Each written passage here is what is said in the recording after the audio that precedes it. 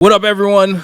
I'm Jabair. I'm here with our special guest, Cosmo Baker. We are live from the studio here at Warehouse on Watts, and he is doing our guest set tonight. That's right. What it do? How are you? I'm fantastic, man, and I'm so glad to be back here in Philadelphia. So glad to be back here at Warehouse on Watts. Yes. With you, my dear old friend. I know. And great to be back here representing myself and what it is that I do here Yeah. at Hidden Gems, which is a gem in itself. Absolutely. So we're going to get right into it. I'm going to start this off. Hopefully we're editing this because I'm just umming all the time. It's okay. We're gonna be umming and you knowing. All right. So first question. How have you seen the Philly music scene, I would say, change and evolved in your time? Because, in my opinion, you're one of the OGs of the city. And I mean that in a good way. Thank you. In the best way possible. One of the GOATs. So I just want to get your take on how have you seen it change since you've been around? Oh man, that's a pretty lofty question. Yeah. Not in any sort of bad way, but Philadelphia's always kind of dealt with its own insular identity crisis, in my opinion. There's a lot of different things that you can kind of attribute to that. The proximity to New York, the kind of stuck in the middle of the East Coast, so you're not necessarily full on Northeast. You're not necessarily mid coast. You're not the South. Philadelphia being a working class city, Philadelphia being a black city, all these different things that have kind of contributed to Philadelphia's identity crisis. Right. And when I say crisis, that also doesn't necessarily have to be a bad thing because crisis and opportunity can kind of go back and forth. Right. Absolutely. So, how have I seen it change? I definitely have seen that Philadelphia has, at least over the past several years, really started to foster its young artists, really kind of reach back and try to help to put them on. Yeah. For many years, it was always, I like to say, the crabs in the barrel. Mm-hmm. Every city and every scene has that, to degrees, right? But it was really running rampant in Philadelphia for a long time. I also think that, when things kind of democratized because of the internet and because of the ability to reach people without having to leave, it started to make it a lot more feasible and comfortable for Philadelphia artists to do that. Right. Used to be, if you wanted to be big and you're in Philadelphia and you want to make it, you got to get out of Philly. You got to get out of Philly. You got to start touring, right? You see everybody from Coltrane to the Roots, right? They left. Right. But it's a little different now. Like, you can get that reach without having to leave or to be on the road incessantly. Yeah, absolutely. So there's a couple things that I've seen Philadelphia has changed in that way, Yeah. I mean, speaking of that, how have you seen, I would say, how has Philadelphia and even some of that change influenced you as a DJ, over time? Oh, man, that's a great question. It's always this, people always talk about like, oh, Philadelphia DJs, right? And there's an archetype, Philadelphia DJ. Yeah. For those who might not necessarily be fully ensconced in DJ culture, there's always been this perception of the Philadelphia DJ being like, oh, like if you're a Philly DJ, then you're like the best, right? Or you're one of the best, right? You're top of your top of your skill set, And they would say like, what's up with Philadelphia DJs? Like, it must be something in the water, and it's not really that, right? To me, like Philadelphia is a city that has a lot of civic pride. Right. Mm-hmm. And so we really care for all the things which are around us and all the stuff that we accept. Right. So if you're not good, then a Philadelphia crowd and a Philadelphia consumer and somebody who's a Philadelphian who cares about the music and the culture and the craft, if you're not good, they're going to let you know really quickly. Yeah, without a doubt. So that compels not just DJs, but artists to really kind of, okay, like I need to step my game up because if not, like I'm not going to, it's really going to be sink or swim. Right. So, I think that, I don't know if that answered your question, but... No, I think it definitely did. Yeah. I think there's a lot of things that go into being a Philly DJ that don't necessarily apply in other cities, right. But, I think we have such a diverse culture and kind of a deep breadth of music knowledge just from your general consumer that you don't get in a lot of different places. So, I think that's definitely influenced me. And I know, just being around you over the years, I've seen, the differences in some of the things you do, and, kind of you keep evolving. And I think that's, one of the most important things. I agree, man. I mean, it's like you think of it as like a shark, right? A shark has to keep on moving in order to stay alive, right? You got to let the water pass through its gills, right? And like if you allow yourself to stagnate, then everything's just gonna die on the vine. Yeah. Right. That's what kind of is the impetus for a creative person, to just keep on pushing and keep on pushing boundaries, and to challenge yourself and to scare yourself. And the minute you do something that's weird and it scares you, then you really should kind of think like, well, I'm kind of on to something. Yeah. And that's it's like it's on some Thelonious Monk type shit, right? They always said like if you play the wrong note, play it again. Right. So, Absolutely. So even moving in that direction, now that you've kind of, you've been in the game for a minute, obviously. What advice would you give younger Cosmo? Oh shit! I don't know, man. Other than like stop messing with like all them, All right. What advice would I give younger Cosmo? As somebody, I've had a really good life. I have a really good life. Yeah. I'm incredibly blessed with everything that I've achieved, and I've also, what's been given to me. Yeah. Right. So, I don't really ever want to look back in retrospect and say like I would change anything, right? Because where it is that I am right now is the best, right? But if I could give advice to my younger self, I would say, don't be so scared about, or don't be so scared, or don't be so nervous about being so different. Yeah. About, intentionally putting yourself outside of a box. Right, especially when you're younger, everybody wants to fit in, right? But at the same time, everybody wants to shine. So the idea of stepping outside of a comfort zone and stepping outside of the box of which society or a social group or a musical discipline says that you must be inside of this, right? Yeah. Like if you get outside of that, it's going to be scary. It's maybe lonely. It may be painful. The way that growing will be painful, right? But you will find things not just about your craft and your art that you couldn't in any other way, but you'll find things about yourself in that manner. Yeah. And so got to jump off the deep end. Jump off, bit. exactly, right? Yeah. So that's kind of and I think you're speaking from my perspective. I think a lot of young artists, especially when you're just starting out, kind of struggle with that. Like, you want to fit in, but also to kind of establish yourself, you got to do something a little bit different. If you're going to do the same thing as everyone else, why don't they just get the other person? Exactly. So, we have a Drake, and we have a Cardi, right? We have all these. We've got Flying Lotus. We've got all these artists, right? Do what you do, and it's like the type of thing where you can bite that, and then make it your own, and that's another step in progress and creative process, right?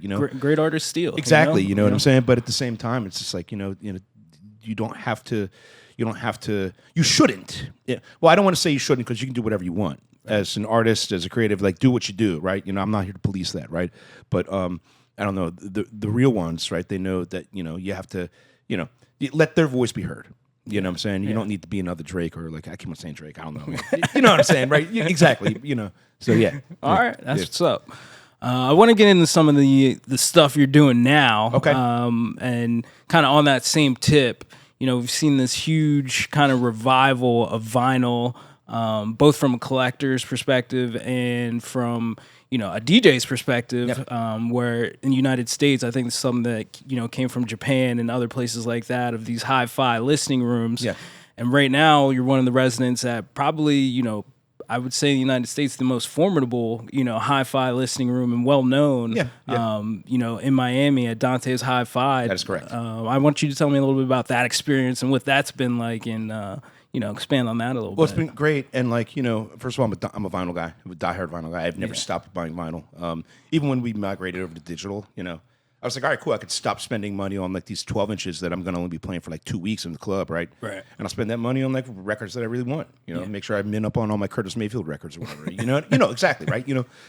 So I've always played vinyl, and then, I don't want to make this too long winded, but like basically, the re-embracing of vinyl as to it being a critical component of me DJing really started during the pandemic when I was sitting in my house and I had, 15, 16,000 pieces of vinyl and it's just sitting there, right? Yeah. And I'm just like, what am I doing with this, right? You're just looking at it. It's like all material items. Like, you don't need this stuff, Right. it's just like more shit, right? Unless you use it, So I really started kind of getting in on vinyl during streaming, right? Right. And then subsequently, Dante's was opening up. Now, that was Sven and Alan and a bunch of other guys whose names I forget. And then Rich got involved.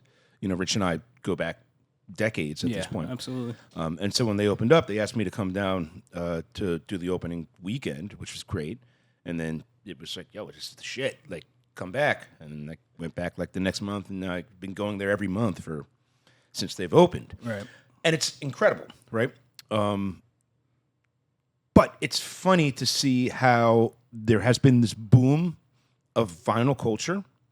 And in my personal opinion, I think a lot of people may have looked at it or do look at it gimmicky, or that it's a flash in the pan, or that it's like there's something that's faddish about it. But I wholeheartedly disagree. Yeah. Right. And I think that what it is that we're seeing with the embrace of not just like vinyl listening bars, but the process of going out and listening to people play vinyl and absorbing it, even if they can't understand what's really going on. Yeah. And DJs getting back into playing vinyl and understanding like the significance of it. To me, it really speaks to a broader sense of longing that people have in modern times. Yeah. That we have been programmed to, from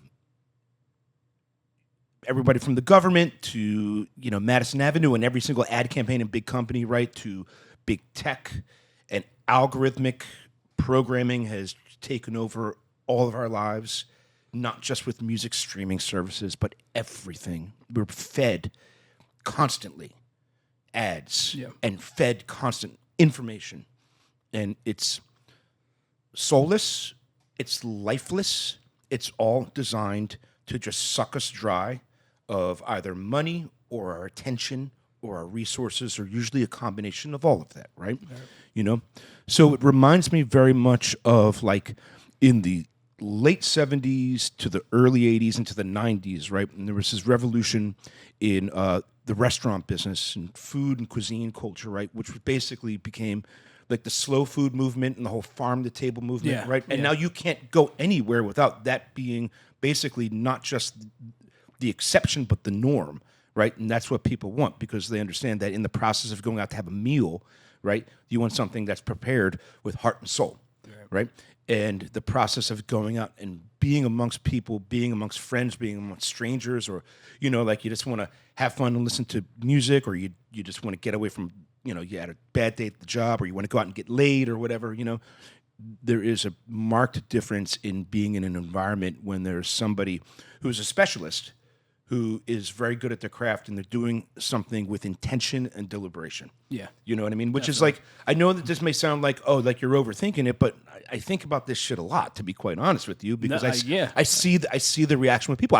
We will be DJing at Dante's, and I'll be there doing my thing, and I'll be playing music that, some random, woman in her 20s will be like staring at me, just like looking at what it is I'm doing. And I know she doesn't know the record. She doesn't know, Finnis Henderson or whatever, some like weird disco record that I'm playing. She doesn't know, Patti LaBelle. But the looks that I get from the people when they're watching me do what it is that I do, you could see that it's like the meme or the meme where the girl's like thinking with like the numbers and all that stuff, right? Yeah. Like you could see that they're looking at it, and you could see in their mind they're saying like, I have no idea what this person is doing, meaning me, right? But I could see that whatever this person is doing, He's putting so much meticulous care and craft and like energy and intention into the little minutia, the nuances, right? Right. Right. And people are like, I can't, like, this is just incredible watching, right? It's like watching, again, it's like watching a master chef Yeah, absolutely. cook a meal or watching a master painter paint a thing, right? You know what I'm saying? Yeah. So I think that all of those things really are to the benefit and are some of the, not just to the benefit, I think all those things really kind of are at the foundation of why vinyl culture and this connection to both music and listening to music in communal spaces has kind of shifted. The pendulum has shifted from all the way from, big club bottle service, to right here, to smaller and slow and more intimate, right? Yeah. And to me, ultimately, is because I think that there's a hollowness in a lot of people, and I think that digital connection, and I think that the way that we're all interconnected through the internet, it's not cutting it for a lot of people. Yeah. I think it's not. It doesn't cut for me. No. So like, having these times and being in the moment, in these moments, and listening to some jazz. Yeah. You know what I mean? Yeah. And it's also like, records are great. It's awesome. It's also like a petroleum product, so it's like it's horrible for the environment. So it's like, it's it's better than fucking NFT farms and shit like that. You know what I'm saying? But like, we're gonna get into the environment digital. We go down a big rabbit hole right there. This interview is supposed to be 5 minutes, guys. What the fuck, man? We're good. We're good on time, so don't even sweat it. Hey, shit. Let me look at it, see what's got left. All right, we're gonna keep it moving. I love it. So, in one of your, during your career, you've obviously had a ton of memorable moments. Which one would you say sticks out to you the most? Oh man, wow. Okay. You know what? Let's just kind of. There's a lot, right? I can just kind of throw up. I remember DJing on the top of like a mountain in Aspen with like literally the lineup was me, Questlove, Q-Tip, Mark Ronson, Diplo, 8-Track, and like one other person who was like of that ilk. Yeah. Right? And that's the lineup, right? And we were all DJing on top of this freaking mountain in Aspen or like Park City or whatever like that. You know what I'm saying? It was like some Illuminati shit, you know what I'm saying? And like, not for nothing. And Jeff was there, right? Yeah. Jazzy Jeff. Just add one more. Just add Jazzy Jeff, right? And I can't remember exactly what it is that I played, but I remember playing one thing, and everybody was there, and like it's kind of nice when you're amongst that crowd, right? And like I forget what it is that I dropped or the mix or a blend that I did, and everybody was just like, "Oh, guys!" Yeah. And I was just like, "Yeah, that's cool." But what else? Remember DJing in the Guggenheim, which was great. Yeah. And playing Daft Punk one more time there. And literally, if you've seen the Guggenheim Museum, right? It's that round museum with all the rafters, right? And I remember dropping one more time. And, it's just this moment where, the drop comes in, right? And there's a packed dance floor, right? And I just remember everybody going like this because the drop was there. And I looked up, right? And the entire museum was just filled with everybody on all those rows and those ramps, and everybody was just kind of looking over, and it was like some shit from like a fucking science fiction film. Yeah. Right? You're inside It's like Gladiator. It's nuts. It's nuts, right? You know what I'm saying? And after that, it's like, but I don't know, man. I think that maybe it's all good, but there's so many moments. Probably the best moments are just the small ones and the quiet ones, right? When like you look out there and you see, two people that are connecting, Right. And, like this is what I was meant to do. Yeah. And you see that like whatever it is that like, who knows, man. I mean, I don't know how many people got married who met on my dance floors, or how many children, have come from unions of people who met, during my sets, Right. But like it's the small moments, it's the intimate things, right? That's the stuff that really matters to me. Yeah, absolutely. Yeah. Absolutely. So last question. Let's go. You're stranded on a desert island. Going desert island question. All right. All you got is a record player with you. Oof. And you can bring 3 records with you. What are you bringing? Okie dokie. All right. Now, like, this is an impossible question, right? Yeah. And I know that everybody always says that this is an impossible question because the answers change the minute they leave your brain, right? You're going to think of something better. As soon Of as you course, walk out. right? I'm a hip hop guy, so like I can't not put a hip hop record on there. I'm sorry, I can't not. You know, I mean, I would put all three of them spiritual jazz records, but like I can't put a hip hop record on. I can't not put a hip hop record on. Right? I'm sorry.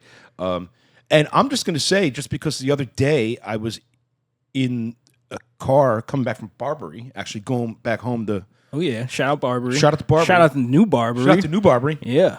And I'm sorry, but for some reason I just decided to put on Low End Theory by Tribe. You know? Classic. I mean, you know, they're probably my favorite rap group of all time, Tribe Called Quest.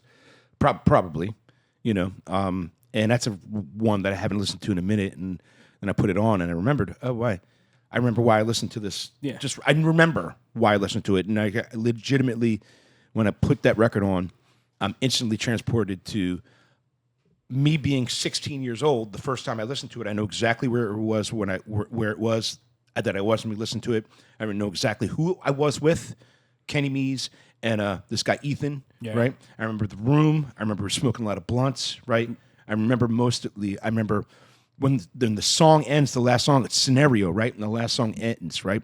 And I remember the silence that was there after Scenario ended, after I listened to Low End Theory front to back for the first time, right? And the silence that was there after Low End Theory, after Scenario, it was like this vacuum of this absence of Cosmo, who will never, ever be the same again. Like, he was in that vacuum, and now I was the new Cosmo because I just heard Low End Theory. Like, it legitimately changed my life, and I'd never heard anything like it, you know? And like tomorrow, I'll say Midnight Marauders, right? Or I'll say like the latest one, like Thank You for Your Service, which was phenomenal, right? You know, but so I'll say Low End Theory. But then after that, I gotta chill, man. I gotta chill. Like, so I'm gonna do Pharoah Sanders. I'll do Harvest Time, right? You know, so like, you know, Pharaoh. Yeah. Harvest Time. 25 minutes just droning drones, like, you know, droning saxophones and you know, guitars. Just vibes. No, just vibes. Just right? vibes. You know? So there's that. And I don't know, man. I wanna keep it a little sexy, right? A little sexy. It's a nightcap. A little nightcap, right? All right, what am I gonna do, man? All right. I wanna represent a record that you know, I'm just gonna say, how about D'Angelo Voodoo? How about Voodoo? Because I was listening to that, like, I listened to that album a lot. So yeah, D'Angelo Voodoo, Low End Theory, and Pharoah Sanders Harvest Time. Yeah. Hey, that's a 3 right there. It's okay. Hey, I'm with it. I appreciate you coming through. I appreciate you as having always, my good friend. My bro, a little conversation. Thank you. This is Hidden Gems again. Shout out to Warehouse on Watts. Shout out to Wow Burger. Yeah. Opening night here. So we're gonna go ahead and get started. Thank you guys. Peace.